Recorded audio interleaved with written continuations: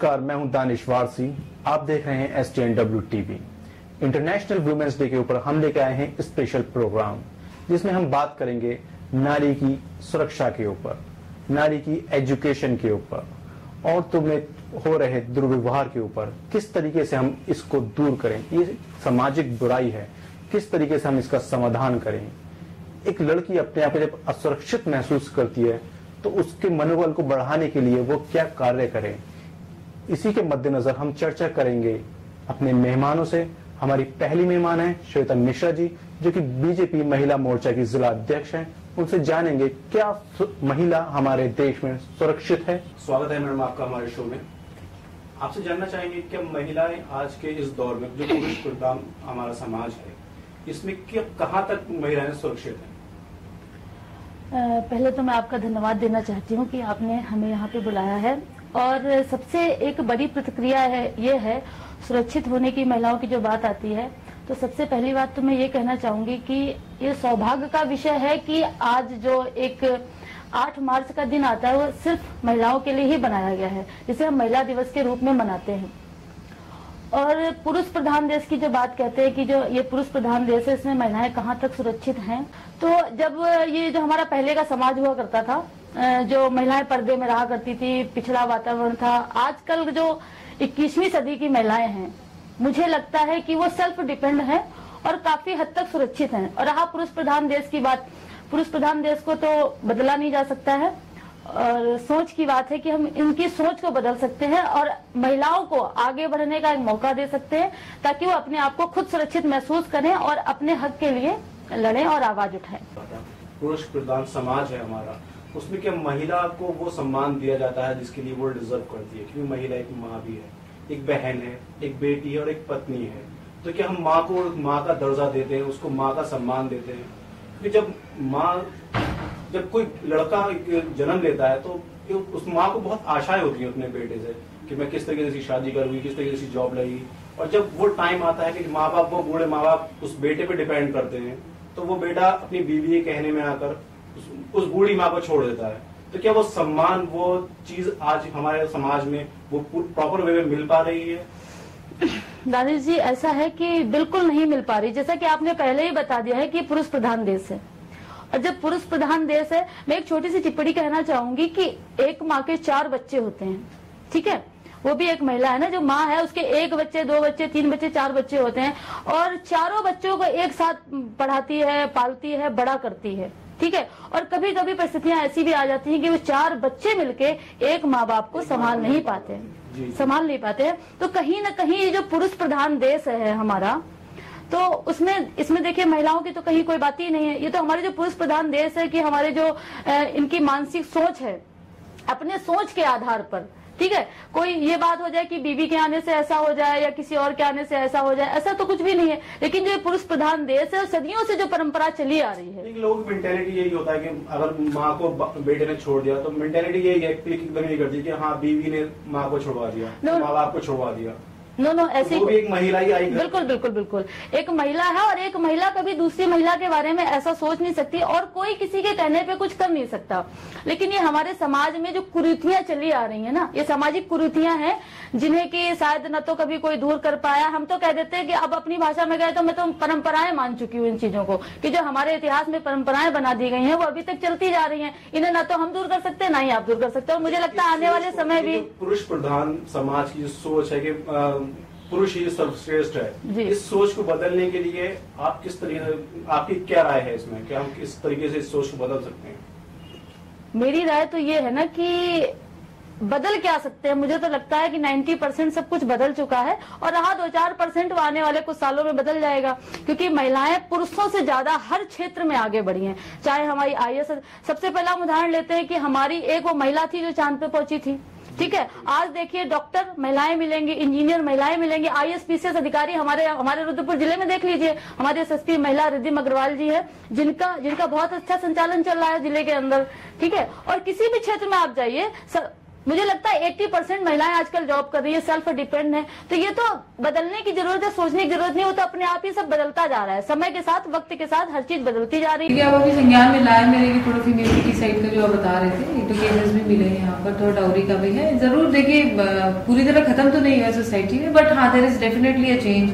जैसे आप हमें देखें कि हमारे पेरेंट्स ने हमें एजुकेशन दी, अच्छी दी। इसके अलावा आप आसपास भी देखेंगे काफी फीमेल्स हैं जो आगे बढ़ रही हैं। इनफैक्ट जो सिक्कुल है हमारा बगल में, उसमें भी देखिए फीमेल जो पार्टिसिपेशन है वो काफी है। देखिए अगर ऐसा कहीं भी हमारे पास रिटन कंप्लेंट कुछ आता है कि ऐसा पक्षपातपूर्ण किया जा रहा है, बिकॉज कॉन्स्टिट्यूशन भी कहता है कि equal opportunities to all respective of sex, caste, creed and gender. तो वो हम जरूर देखेंगे, अगर ऐसा कुछ होता तो we'll take it up. But looking at the positive side, we hopeful की चेंज आ रहा है, डेफिनेटली वो पॉजिटिव उसमें ही आएगा।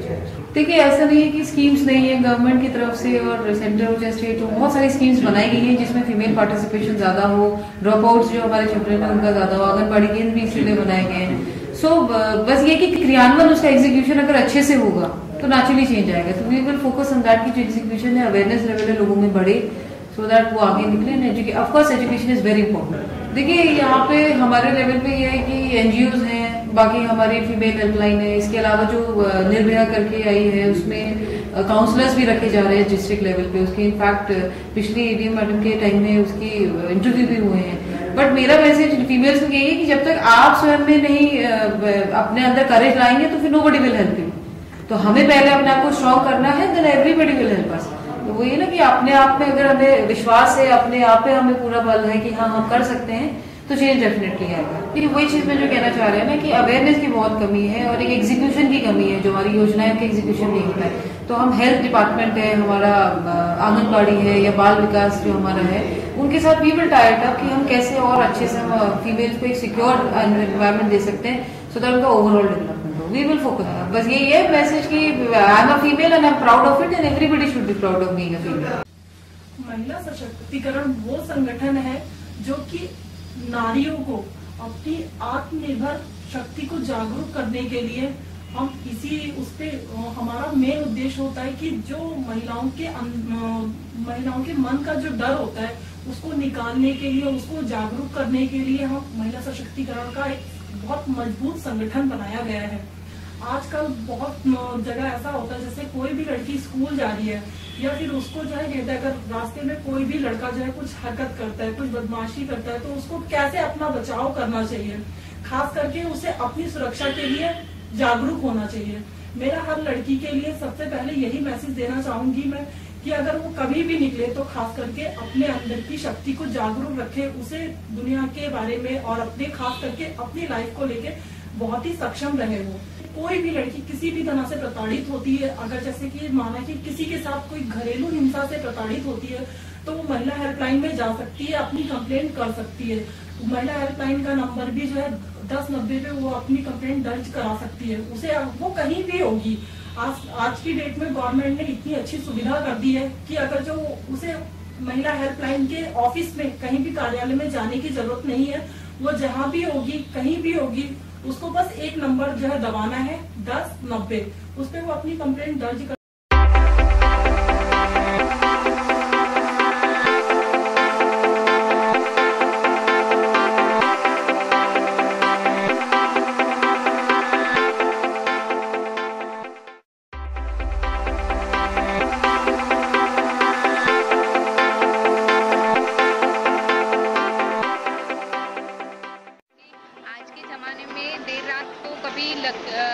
अकेले हो जाते हैं तो उन लोग को अपना प्रोटेक्ट खुद को करना आना चाहिए, क्योंकि कहाँ भी इतने अभी तो बहुत ही डिफिकल्ट हो गया है लड़कियों को बाहर भेजना, और नहीं भेजना वो पॉसिबल ही नहीं है। उनको आना जाना अकेला पड़ता ही है कभी ना कभी।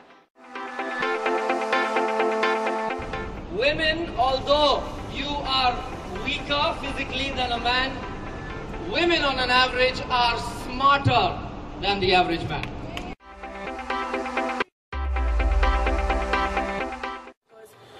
As a woman, I consider myself to be very strong, very, I can handle myself. But at the same time, I also know that I have no equipment I don't have a gun. I carry a pepper spray, but it'll take me really too long to take it out of my bag. I realize as a woman that no matter who you think you are, physically we might be in danger, and physically we might have to take care of ourselves in a different approach apart from being mentally strong. So I'm very happy to have spoken about this on air and to be part of a forum where actually practically we're showing women how they can take care of themselves. So, I was on the bus, and then there was this person, you know, who started to fill me up from standing right behind me, and I remember feeling completely helpless in a bus, and I was like, oh my god. And I remember I've spoken about this on air, so I can say this, that, you know, I remember saying I remember turning around. I was in a salwar kameez, a full proper salwar kameez, and I turned around and I told him, what? I said, "Aap please zara seedhe khade rahenge." That was the max I managed, and this is a bus full of people. Today, if the same thing happened, I think I would make chutney out of him. At least I like to believe I will. There have been times later on when, whether it's been railway stations or whether it's been a bus platform, where it's been going to college, that I have experienced, we can't even call it.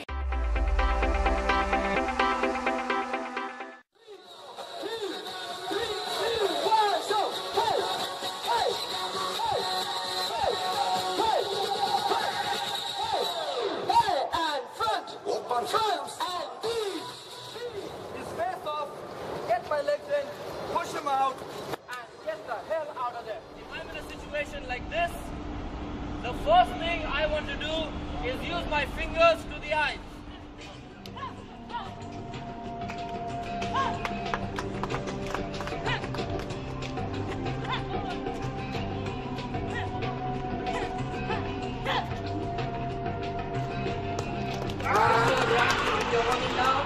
Now Tony has picked up Ritika. Use the headbutt. Now pick it up again. Use a clap to the ears and a takedown.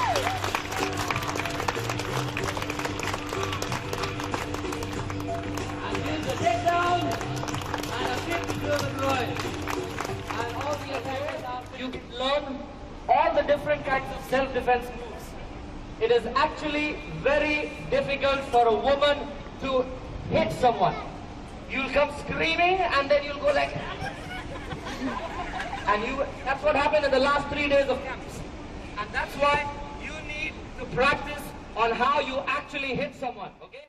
Now, swing your bags at them, grab their hair, pull them down, stamp them, knee them in the church bells, slap them up, push them, kick them, whatever goes. Are you 2 music? 3 go! Hit them, go! Knock them down!